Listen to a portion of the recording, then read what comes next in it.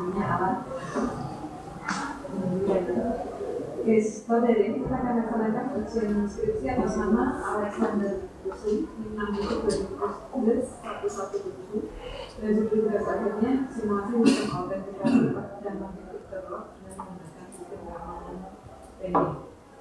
Dibagi menjadi dua tahap. Yang pertama adalah pemaparan hasil penelitian, dan yang kedua menjawab pertanyaan uji. Yang pertama mempersilakan Alexander Dusun memaparkan hasil penelitiannya selama maksimal 15 menit. Selamat siang, Bapak Polisi dan Ibu yang saya hormati. Hari ini saya akan mempresentasikan tentang penelitian saya. Ini adalah latar belakang dari penelitian saya. Yang pertama, penggunaan kunci manual yang kurang praktis. Maksud dari penggunaan kunci manual yang kurang praktis adalah saat ini penggunaan kunci yang manual itu sering dibawa kemana-mana dan juga sering terjadi kehilangan ataupun tertinggalnya kunci tersebut. Dan yang kedua, magnetic door lock masih memerlukan alternatif sistem keamanan yang lain. Saat ini pada teknologi yang sekarang, magnetic door lock menggunakan pin dan juga menggunakan NFC card untuk membuka atau menutup pintu. Pin sendiri masih memiliki kekurangan, yaitu adanya pencurian pin ataupun adanya kehilangan atau patahnya NFC card. Berdasarkan rumusan masalah yang ada, maka berdasarkan latar belakang yang ada, rumusan masalah yang saya gunakan adalah yang pertama, simulasi sederhana tentang magnetic door lock dengan menggunakan Raspberry Pi sebagai pengontrol relay. Yang kedua, analisis proses autentikasi dengan memanfaatkan MAC address, username dan password yang terdapat pada smartphone Android.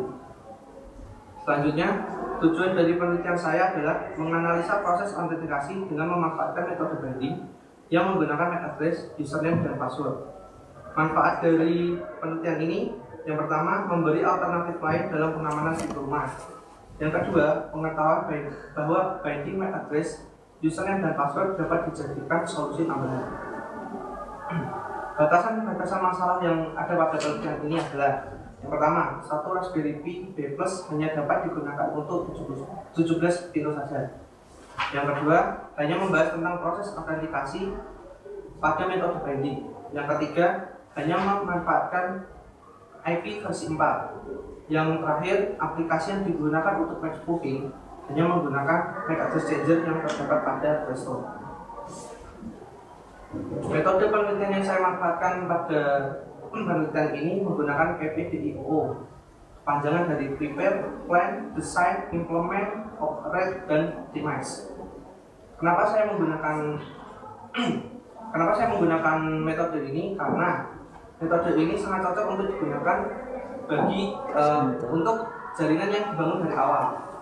Dan bila terjadi kesalahan seperti harus mengupgrade software atau hardware yang diperlukan, maka tidak perlu mengganti sistem dari pertama. Pada tahap prepare dan plan, saya melakukan implementasi atau melakukan studi pustaka dan membuat rencana kerja. Pada tahap desain, saya merancang flowchart atau diagram alir dan juga topologi. Pada tahap implement, saya membuat server download dan juga aplikasi antarmuka. Lalu pada tahap operate, saya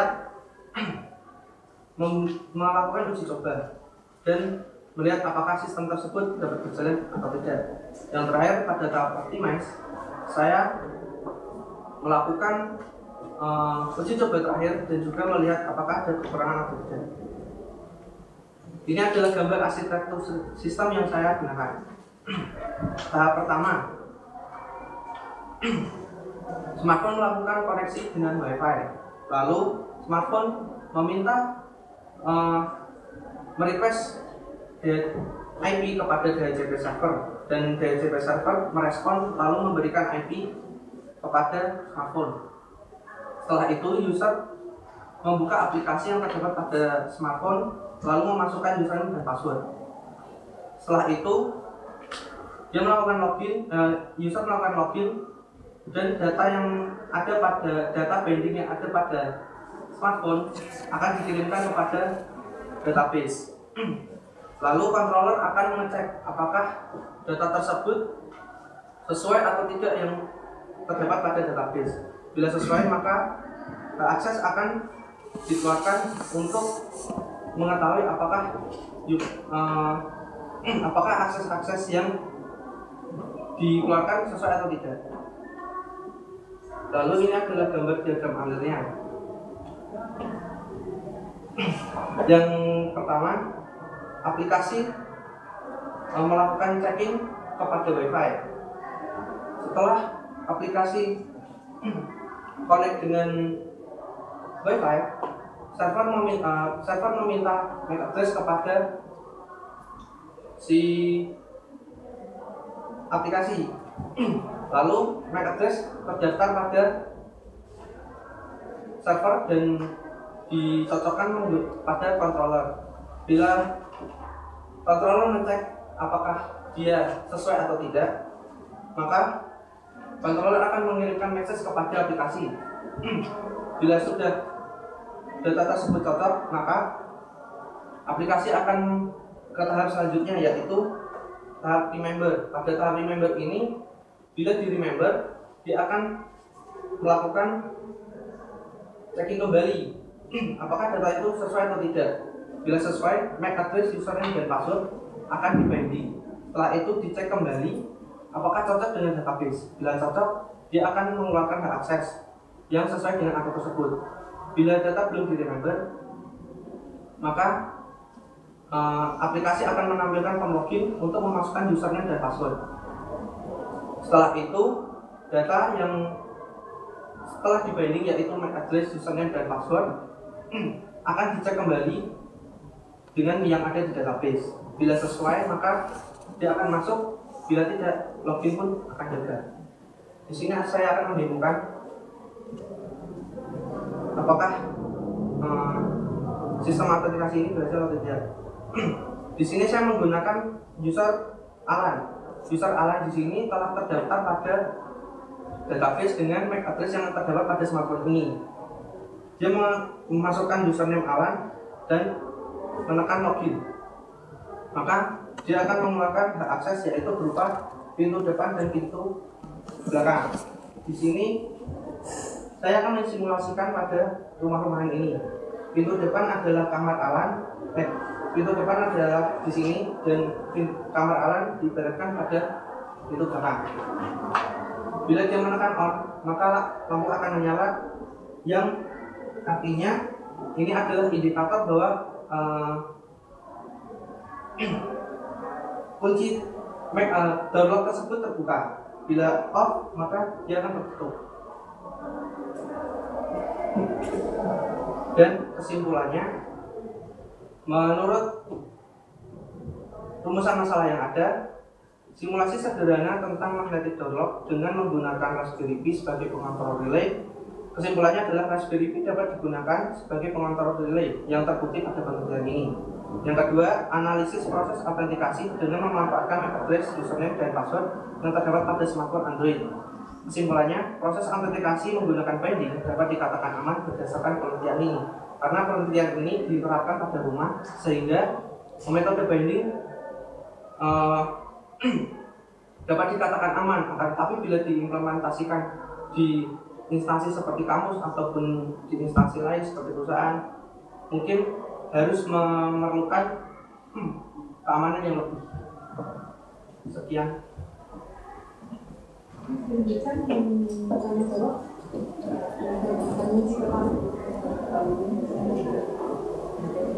Oke, Alexander Rusu. Ini Lex.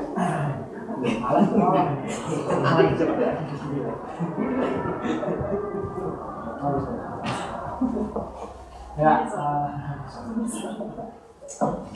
oke. Sebenarnya yang berlatar belakang ini kan banyak yang sudah umum ya. Dan sekarang kita pakai untuk melakukan kegiatan seperti ini. Gitu. Ya.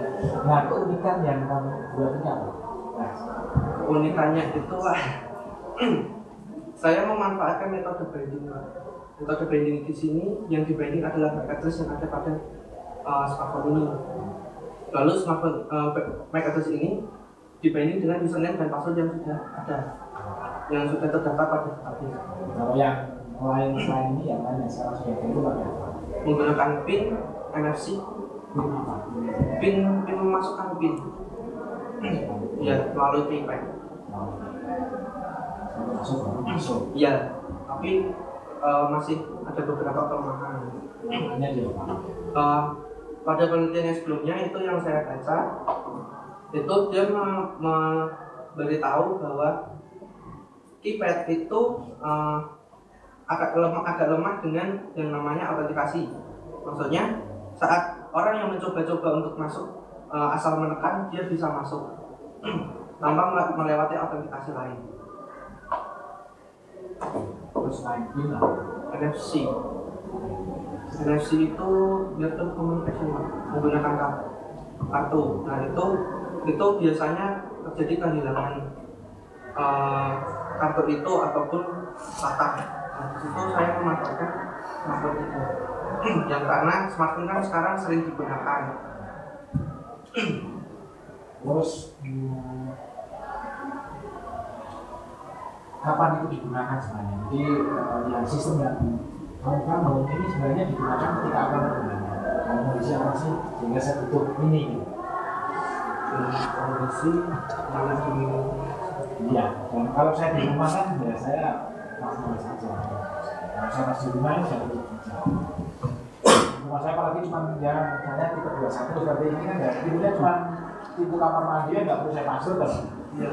Ya, untuk masuk itu nggak ada pasangan di sudah.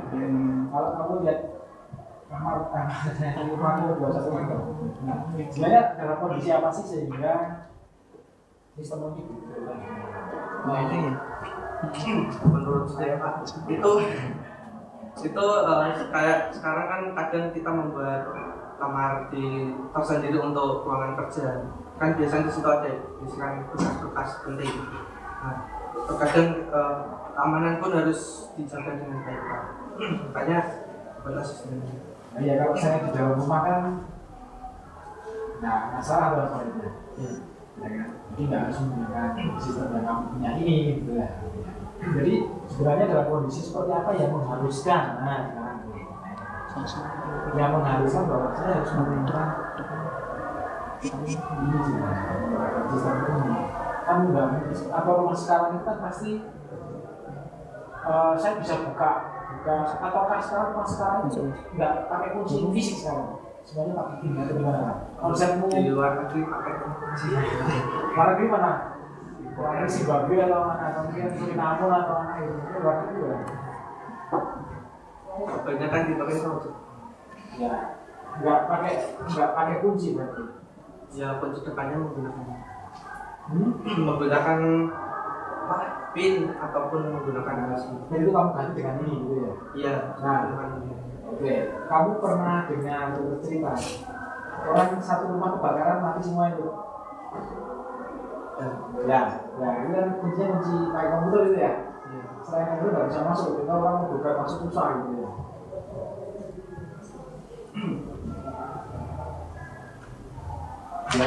Ya. Nah, kira-kira pertanyaan saya sebenarnya itu efektivitasnya di mana sih saya menggunakan sistem ini? Nah, selain hanya masalah keamanan, kalau saya di rumah kan, saya di rumah ya pasti aman kan gitu. Ya, kalau saya di rumah saya punya satpam, kalau rumah saya sudah levelnya sudah saya menggunakan ini ya pasti saya punya satpam. Pertanyaannya, apakah harus pakai ini gitu kan? Apa alasan kuatnya penelitianmu bahwa produk ini harus bahwa ini sangat penting untuk digunakan gitu. Ya itu kan berdasarkan latar belakang yang ada Pak. Yang sebelumnya karena PIN dan NFC itu kurang dikatakan bisa kurang aman. Karena tidak ada sistem autentikasi lain. Karena kan ada beberapa tempat yang menggunakan sistem ini. Makanya saya menggantikan dengan ini. Kalau saya pakai kunci rumah sekarang enggak aman. Di sini ya, Ya, itu aman. kan kadang bisa diduplikasi. Ini bisa servernya tak ambil gitu ya. Nah, handphonemu tak curi itu gimana? Apa kamu bisa buka? Ada di situ kan? Ya kan? Bukan masalah saya akan masuk rumahmu, tidak, tetapi peralatan yang kamu miliki ini saya ambil. Kamu kalau pakai Mac ya? Mac-nya kan ada di sini kan? Setiap handphone Mac-nya berbeda badan. Sekali hilang ya sudah selesai. Saya begitu. Nah, pokoknya itu praktis. Padahal ketika itu kamu nggak di rumah. Bagaimana? Ini alasan pentingnya ini kenapa harus dilakukan itu masih pertanyaan aku. Aku bertanya ke materi ini masih bertanya alasannya. Alasannya berdasarkan yang tadi itu.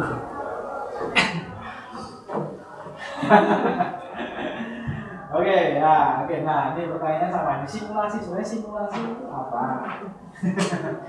Apalah nih? Simulasi itu apa? Simulasi. Nah, simulasi itu apa sih simulasi? Simulasi itu mengganti perangkat yang harus digunakan menggunakan perangkat contoh.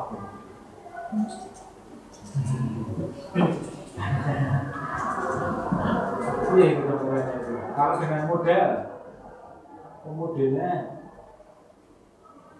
jadi dikatakan bahwa ini simulasi, ini bukan itu batasannya apa ini?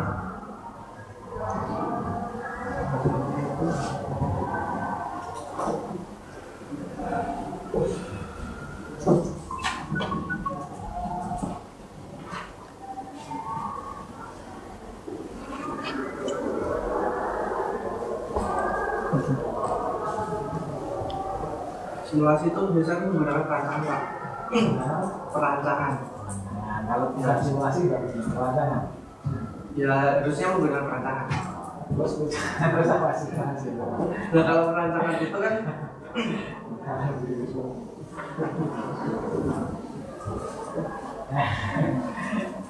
apa? Simulasi adalah. Nah itu jawabannya simulasi adalah. simulasi itu adalah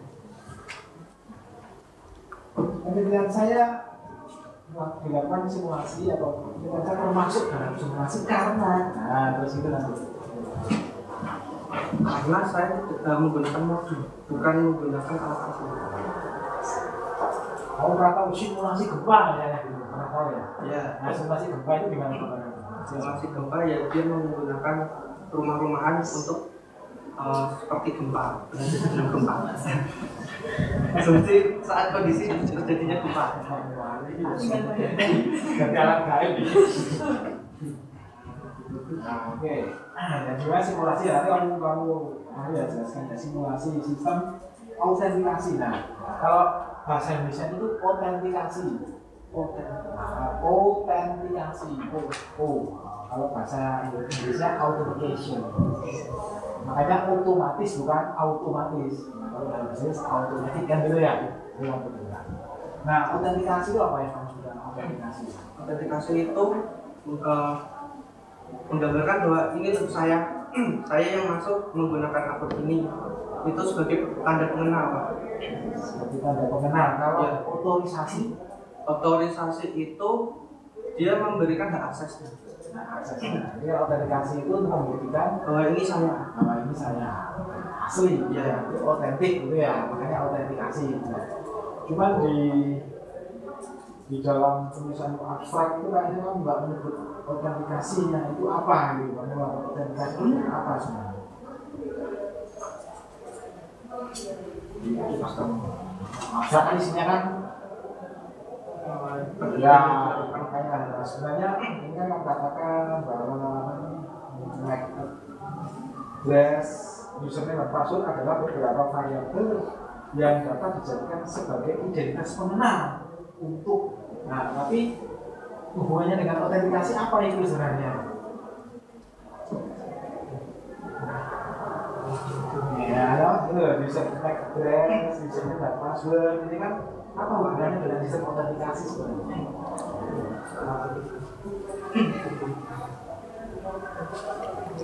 Hubungannya yang saya gambarkan di abstrak ini tuh pemanfaatannya itu menggunakan MAC address, username dan password Sebagai autentik sebagai untuk autentikasi. Sekarang. Nah, kamu bindingnya menggunakan MAC address username. Terus kenapa kamu menggunakan MAC address username dan password? MAC address itu kan data fisik Pak yang terdapat pada smartphone. Terus Lalu username dan password itu adalah data yang kita bikin sendiri. dimasukkan. Ya, itu yang saya gabungkan. Oke. Nah, apakah itu cukup visibility apa ya? Cukup visible sebagai solusi. Artinya Bapak apakah nggak kesulitan? Bapak untuk membuka pintu saja, misalnya pintu kamar mandi ini, saya sudah geblek nih, harus masukkan username password itu ya salah-salah terus Pak. Ada itu Pak, di binding itu ada fitur yang namanya bypass. Nah, bypass itu kan melewatkan sistem autentikasi. Akan tetapi yang ada pada penelitian ini itu di aplikasi ada text box yang namanya remember. Remember itu dia akan mengingat username, password dan MAC address yang digunakan untuk autentikasi. Jadi sekali saya gunakan HP ini, Ya, maka seterusnya saya tidak perlu lagi. Nah, kalau HP-nya hilang, HP-nya hilang. nah saya coba buka kamarku, di kamarnya Gaby ini sudah bisa masuk ini. Gaby ini siapa ini? Ya enggak? Harus pakai HP baru. Baru ini sudah terlanjur saya daftarkan, semua sudah ya. Datanya ada.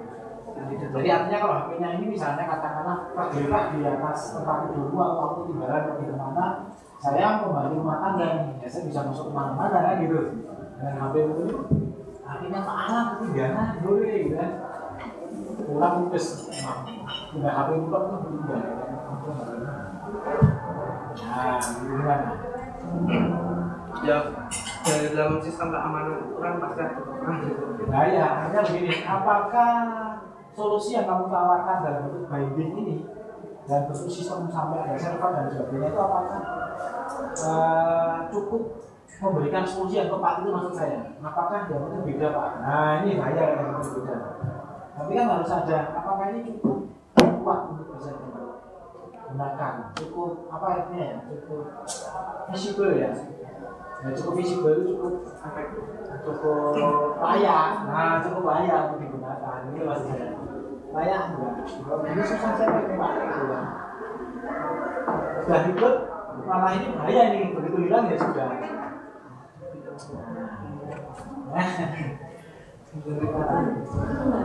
Saya sempat bingung ini sebenarnya target gitu ya.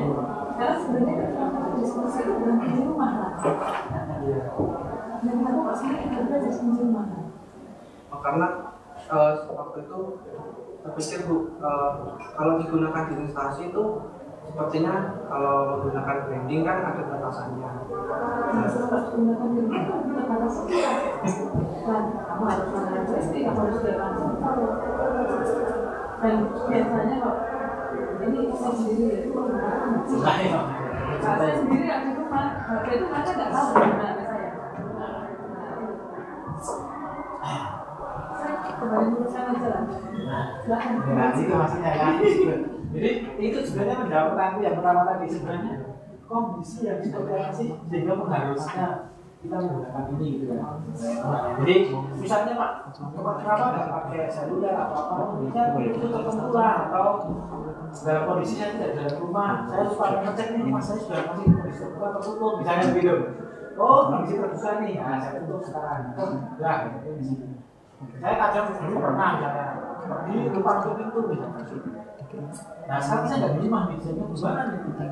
Saya harus bagaimana gitu kan? Saya nggak yakin sudah tadi Indonesia atau belum ya, Indonesia atau belum. Jadi secara fisik saya tidak berada di rumah itu. Lalu saya bisa fungsi pan kan gitu. Itu pertanyaan saya sebenarnya. Nah, pertanyaan saya dalam kondisi apa sih? Kalau saya di rumah ya sudah fungsi biasa. Gimana saya tahu yang iya ini Keluar kondisinya. Jadi mungkin bisa diterapkan dengan menggunakan dua kunci. Untuk membuka dan kalau di kunci. Kalau di on kan, bukan di on kan di off kan bukan iya kita di sini. Enggak, ini katanya simulasi. Mati nyala kok. Pintu sama lampu sama berarti.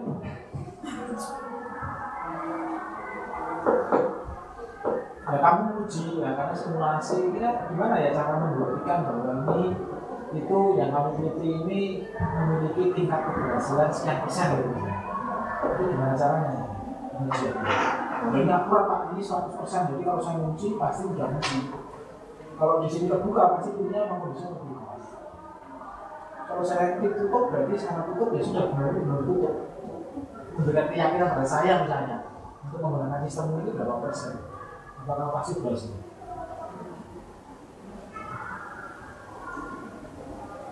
Di sini ada yang nyala, mati itu ada yang musik.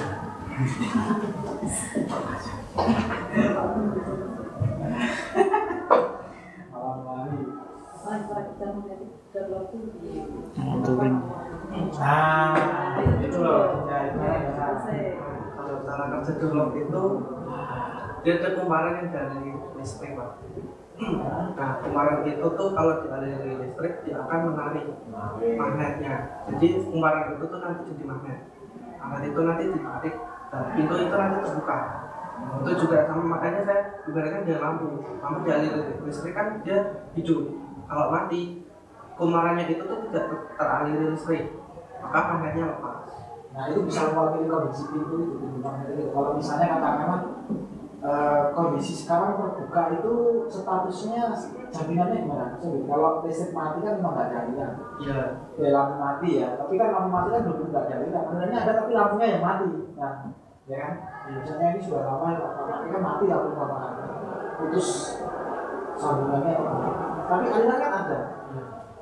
Maksud ya? Nah itu kan mungkin terjadi juga dengan pintu ini. Sebenarnya dia sudah masih terbuka tapi nggak tahu kok tiba-tiba statusnya ini sudah tertutup. Atau dia tertutup tapi statusnya sebenarnya masih terbuka karena ada kesalahan-kesalahan. Ya kan? Maksud ya?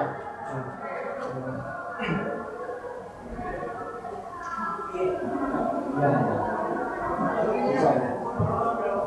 Hidup ini masih susah. Ini yang susah, sudah tidak mau lulus saja. Ya. Ya, dan ya. Sekarang, ketika kamu kepikiran enggak?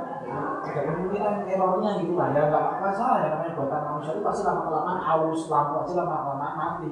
Nah ini juga sama. Nah itu kalau sistem yang bagusnya sudah diantisipasi, ya kan?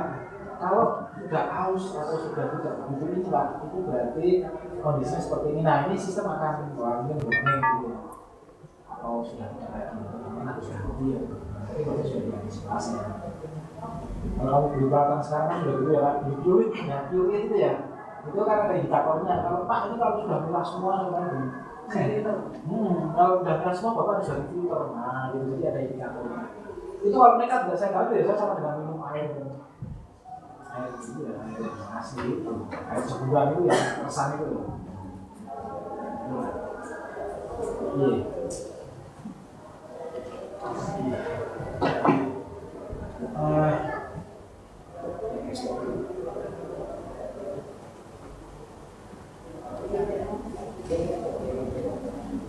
Kenapa kamu brandingnya menggunakan IP address dengan address itu kemarin? Kalau ada IP address itu kan sistemnya DHCP Pak. IP itu kan berubah terus. Kamu pakai DHCP? Iya. Kenapa nggak kamu fake address? Static. Kalau IP-nya tahu kan sama saja. Iya. Makanya saya menggunakan Tapi kan tag-nya beda. Iya. Kan itu ada penelitian yang mengatakan bahwa max spoofing. Ada max spoofing. Kalau si penyerang menggunakan IP spoofing atau dan juga max spoofing kan dia bisa diloloskan. Kalau perangkatnya berbeda, pakai gini gimana? Spoofingnya gimana caranya untuk membantu MAC address-nya? Pakai yang saya gunakan itu menggunakan MAC address changer yang ada di Play Store. Tapi harus full. Oke. Yang berikutnya berarti ini kamu setelah melakukan komunikasi berikutnya akan muncul, saya bisa buka kamarnya siapa saja gitu ya? Iya, itu sesuai akun. Sesuai dengan akun. Berarti itu harus dengan otorisasi. Nah, Ini berarti user interface-mu ini akan secara otomatis nambah-nambah gitu? Ya kalau ditambah. Maksudnya kalau misalnya ini kan ada berapa kamar? Rumahmu ini? Iya. Ya, rumah ini ada berapa kamar? 3 kamar. 3 kamar. Nah, 3 kamar ini nanti kemunculannya kamar-kamar ini akan sesuai dengan username. Iya. Kalau username-nya Alan itu 2 kamar, kamar mandi sama Kamar dapur itu aja kan itu. Kalau nanti username-nya siapa itu bisa muncul semua gitu. Iya. Otomatis. Iya. Sesuai dengan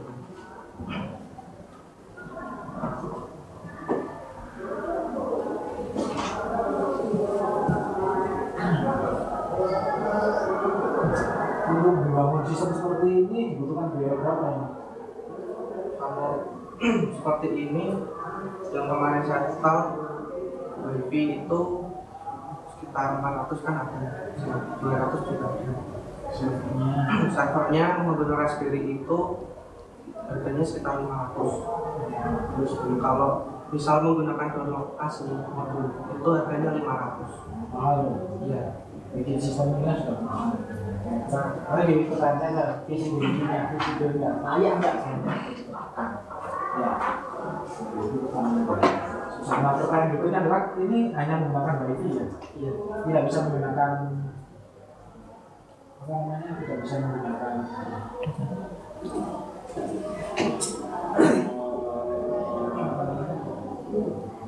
itu atau data Akses internet. internet atau menggunakan seluler gitu. Kemarin terpikir tuh seperti ini Pak. Kalau saya menggunakan akses internet, kalau tiba-tiba HP-nya mati atau datanya mati, dia kan tidak bisa masuk. Tapi kalau menggunakan ini, mau menggunakan wifi, dia kan lokal. Kalau wifi-nya mati, ya HP-nya mati kan wifi-nya yang mati. wifi mati itu nanti di bawahnya diberi UPS. Jadi semuanya rusak. Kan di atas. Oh iya, kalau rusak, pokoknya kehujanan mengapa lah. Nah, itu harus gimana gitu. Sama kasusnya kan sama sebenarnya yang dikatakan. Masing-masing punya resiko ya. Ini kemungkinan Pak, saya lihat nggak kalau ada ya kan pakai seluler, pakai SMS gateway. Nah kalau pulsanya habis Pak, habis itu bisa dikejar lagi sama dengan yang ini ya. Pertanyaan kenapa sih? Itu kan alasan yang bukan jawaban dari jawaban untuk menjawab pertanyaan ini sebenarnya. Kenapa enggak kamu? Ya udah kalau itu kan fleksibel aja. Ini koneksi bisa pakai internet, bisa pakai wireless. Kan biasanya media saja kan? Ya, untuk Bisa koneksi. bisa pakai hotspot biasa, bisa pakai SMS. Kenapa enggak kamu pikirkan itu? Kalau ini kan terbatas. Kalau saya lagi di luar jauh itu enggak. Cara RT misalnya di tanggal itu enggak bisa.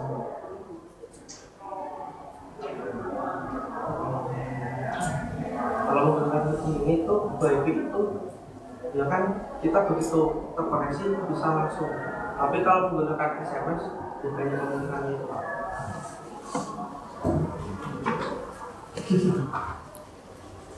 Lagi ya.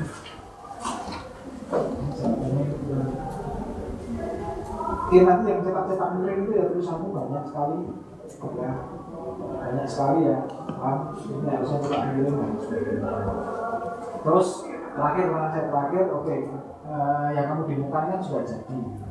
Tapi kan sebenarnya sistem itu kalau mau menggunakan kan sebenarnya kan ada proses dari awal pertengahan hingga sampai akhir ya.